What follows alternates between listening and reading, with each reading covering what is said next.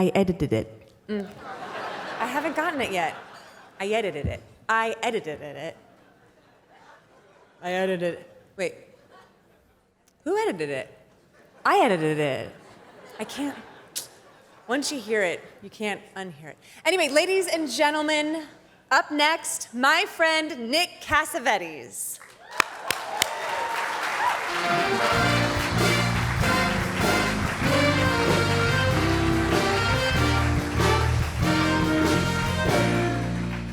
I'm so excited.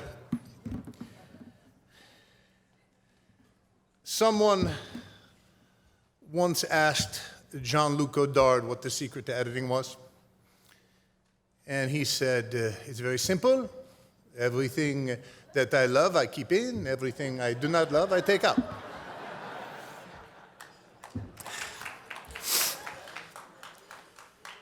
It isn't difficult to chronicle the greatness of Alan Heim. The films that he's worked on, the directors he's worked with, they're all a testament to his talent. Sidney Lumet, Mel Brooks, Bob Fosse, Milos Forman, John Hughes, George Roy Hill. Come on.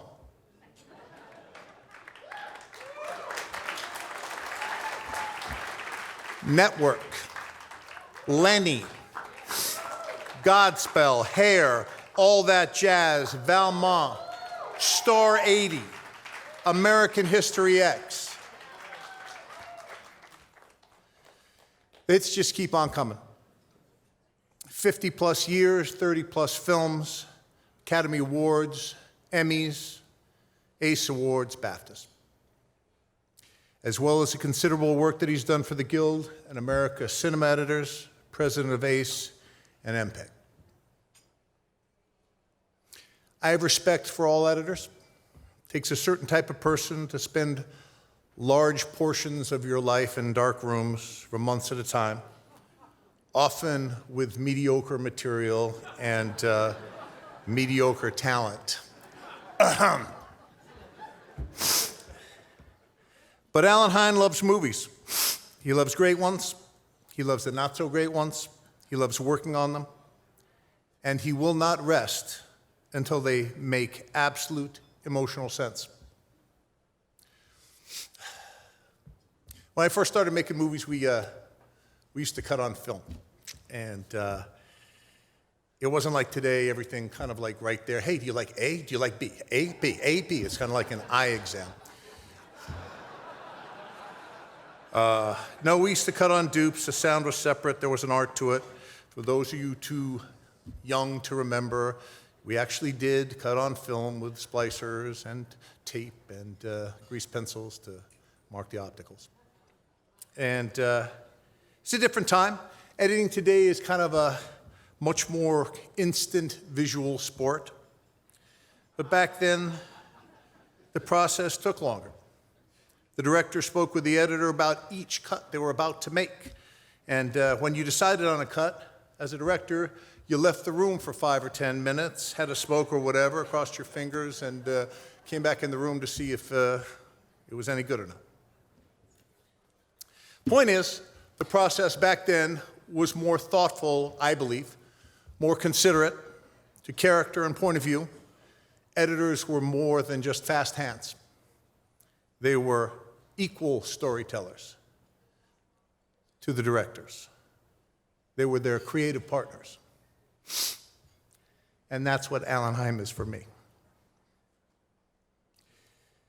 I first met Mr. Heim through the late, great Dee Dee Allen, who I was working with at the time, but she was now retiring. She wanted me to work with Alan on my next film. She said, he's way better than me. He's great. You just got to use him, she said. And I didn't know Alan, and he didn't know me. And even though we share the same birthday and love of film, let's just say our differences were initially on full display. He was educated, erudite, reserved, wonderfully experienced, and I was tall and tattooed and had an extreme overbelief in my own abilities. We worked on a film together called The Notebook, and Thank you.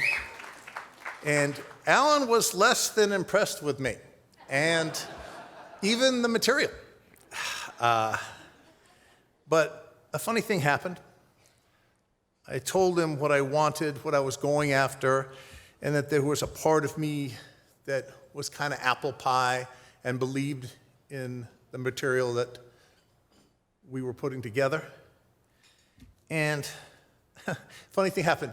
Something in Alan clicked. He got it. Even though it wasn't probably his cup of tea, he just went to work, right to task. And that film, in a very large part, turned out to be what it was because of him. Now we've made a few films together. I spent thousands of hours in dark rooms with Mr. Heim. He's a friend, collaborator, a fashion icon, a lover of jazz, has the best eyebrows in the business, and there's no one I'd rather share a heart attack with. He's a like mind, a man I respect, an artist with exquisite taste, tireless and obsessive. He's a lover of beautiful things and beautiful performances. He fights for what's right and will do absolutely anything to make a film better. Let's take a look at some of his work, shall we? If I seem a little nervous, this is as big a moment for me as it will be for the winner of this award. For film editing. They say the neon lights are bright on Broadway.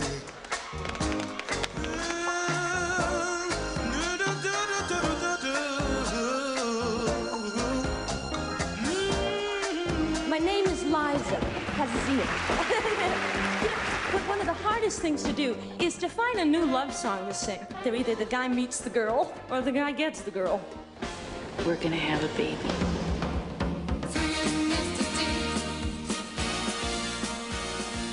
Here's to successful fertilization, sweetie. There was a dining room suite with 12 chairs, made by Hams of London. Walnut, carpeting, gold brocade. Yes, that's them. What a gorgeous chair! They're gone. I'm not spending another night in this house. What happened? There's a coffin in the garden.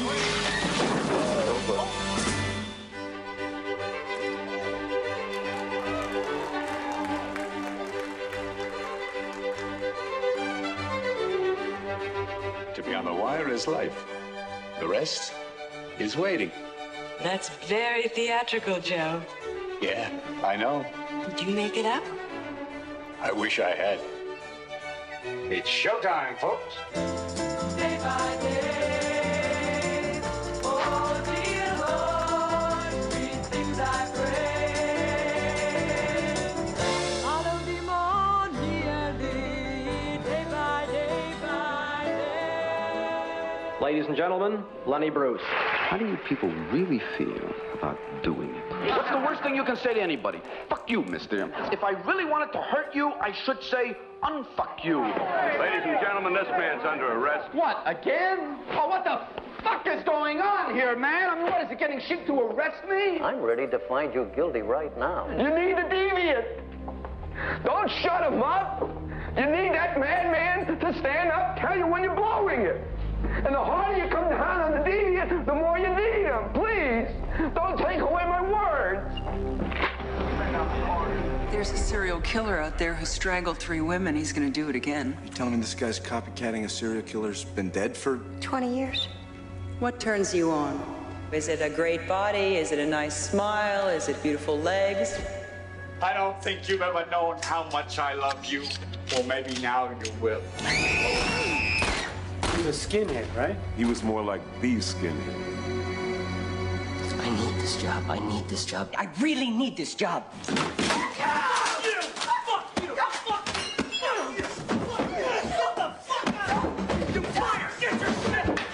I don't have to tell you things are bad. Everybody knows things are bad. Punks are running wild in the street. There's nobody anywhere who seems to know what to do, and there's no end to it. All I know is that first, you've got to get mad. You've got to say, I'm a human being. God damn it. My life has value. So, I want you to get up now. I want all of you to get up out of your chairs. I want you to get up right now and go to the window, open it, and stick your head out and yell, I'm as mad as hell, and I'm not going to take this anymore. I'm mad as hell! I'm not gonna take it anymore! Strangely comforting.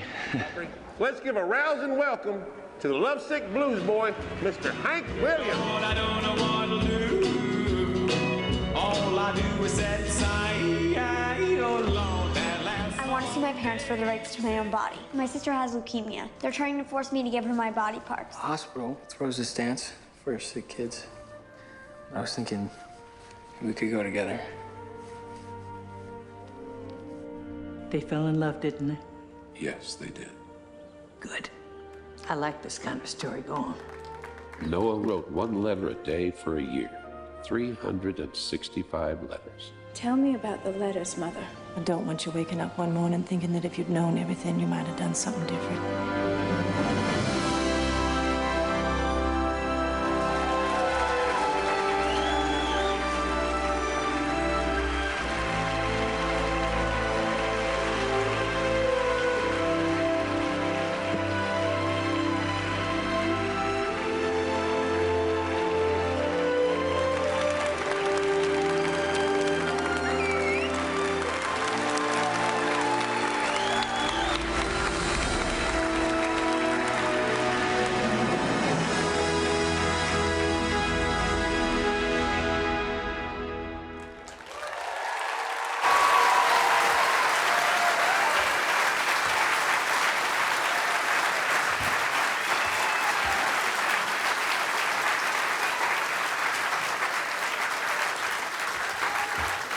So this Lifetime Achievement Award is for you, my friend, for all the work you've done, all the work you got left to do. You truly do bestride the narrow world like a colossus. I stand in awe of your process, your love of film and human behavior, your relentless pursuit of humanity. Thank you for taking out all the bad parts, leaving the good stuff in. Good enough. Thank you. Appreciate that. You're welcome.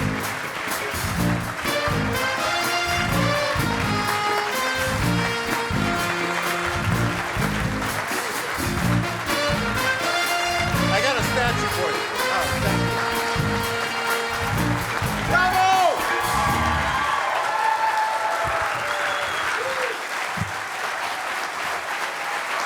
Bravo!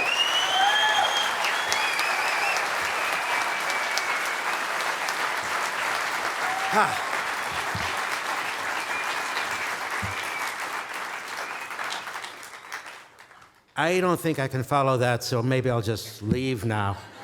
I knew there was some reason I asked Nick to do this tonight. Anyway, thank you, everybody, but I'll do that again. From my first editing class at the City College Film Institute in New York, I've been in love with the whole process of editing and the camaraderie of the cutting room. There have been many people who helped me along the path to getting here. So instead of thanking them, I'd like to begin with a digression.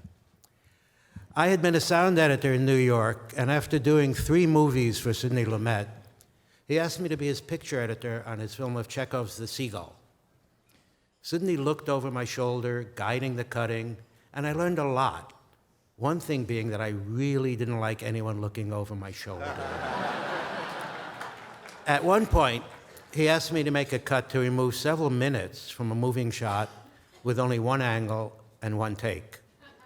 I pointed out that the character's head would spin like Linda Blair's in The Exorcist, and Sidney told me, "Don't worry, Bajik. The audience would think of it," I quote, "projectionist error." Yeah. So, this, he explained, was when the audience blamed a terrible mismatch on the projectionist mending a torn print really poorly. I made the cut, it looked terrible, and we found a better way. That taught me not to spend too much time looking for the perfect match. Just show the director his version and not get too far ahead of the process. My next valuable lesson from Sydney occurred when we were on our way back to New York after a very short mix at Warner Brothers, 3 days. Sydney was fast. He was very fast. Sydney and I met Ray Stark at LAX, and after I was introduced as an up-and-coming young editor, to show you how long ago that was, Sydney and Ray chatted and hugged warmly on parting. As Ray walked away, Sydney turned to me and said, "I'm suing that son of a bitch for $500,000. That's when I learned that the movie business isn't all sincerity. Now, I'd like to get sincere and thank some people. I can't thank everyone, though, because we have to be out by midnight. First, I'd like to thank the ACE board for giving me this great honor.